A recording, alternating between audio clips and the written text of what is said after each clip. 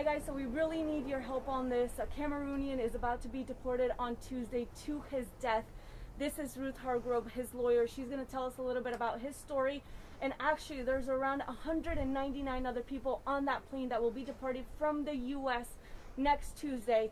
And these people are going to be deported. They were seeking, most of them, asylum here in the United States, and a lot of those have been denied. Ruth, can you tell us a little bit about Henry, your client? Yes, my client Henry is a young Anglophone man in Cameroon, and he's the victim of the genocide that's been perpetrated against the Anglophones by the government in Cameroon. This has been going on for several years now. Our own State Department and our own president recognizes that there is a genocide in Cameroon against Anglophones by the majority government.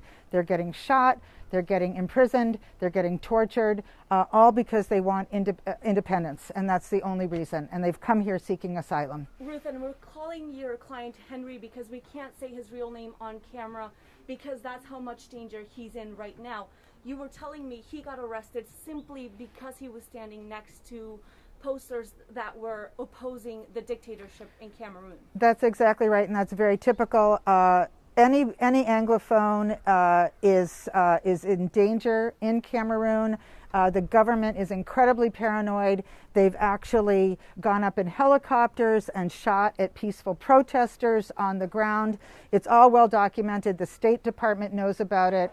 We all know about it. It's been an ongoing genocide, and just wanting if they think you want an independent Anglophone area, that's enough to get you and your whole family murdered. And you mentioned Henry has had a journey for the past 3 years of crossing almost 8 South and Central American countries by foot, by car, by whatever means possible just to get to the United States. Can you tell me a little bit about his journey? Yes, and it's very true. This is true of most Cameroonians. You know how desperate these people are when you realize they are not only leaving their homes, they're leaving their families, some of them are leaving their children, they're leaving their spouses because they will die if they don't leave. They sneak across the border to Nigeria. They then get a flight to Ecuador, usually, because that's how they can get out. They can legally go to Ecuador. They go through a perilous journey through the Darien Gap, which is the world's most dangerous jungle. A lot of them die there. They drown. They get killed by coyotes. It's a terribly perilous journey, and they get here and they present legally for asylum. And I think that's really the important thing for people to realize. These are not illegal immigrants. These are people who have risked their lives on journeys that take up to 6 months to get here. They use all their funds to do it, and they get here and they say, "Hi, I'm at your border. I am an applicant for asylum. I am seeking legal asylum under your laws." And what we do is the first thing we do is we put them in a detention center. My client Henry has been in a detention center for 1.5 years. That is not atypical.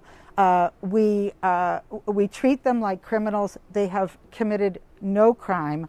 Simply standing next to a poster that was opposing the government. Yeah, they've committed no crime in their country, and they've committed no crime in our country. And Ruth, you mentioned that you've been working tirelessly on this for the past year, and Trump's administration is aware that Cameroon is not a safe place to send these refugees back.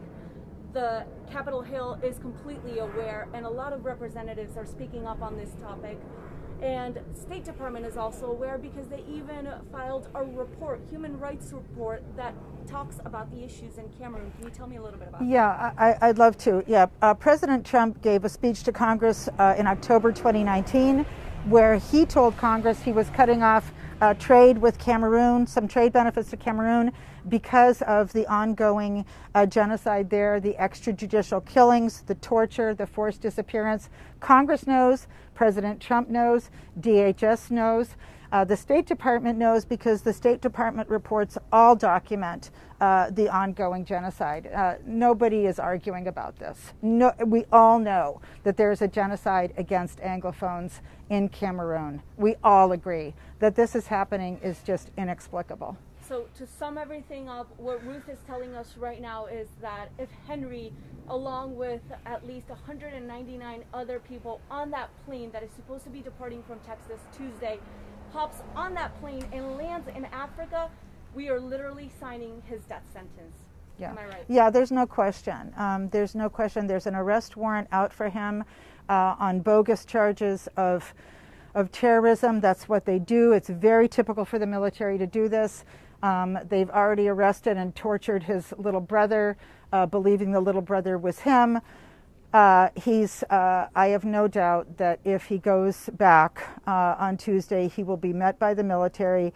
I would actually wish for death over what I think they will do to him. I am 100% convinced they will torture him. And it's very dangerous for any Cameroonian to return to Cameroon after they've sought refuge here, because they will all be treated as traitors. So Ruth just told you Henry's story. She's been working on this for the past year. All you guys need to do is share this video if you want to help people like Henry. And I'm just a reporter trying to tell this story for the good of humankind. And because I truly believe in journalism that is good for humankind. So hopefully, if we share this video enough times, we can put pressure on the Department of Justice and we can help save Henry's life, and hopefully the other people that will be supposed to be embarking on that plane as well on Tuesday. Thank you.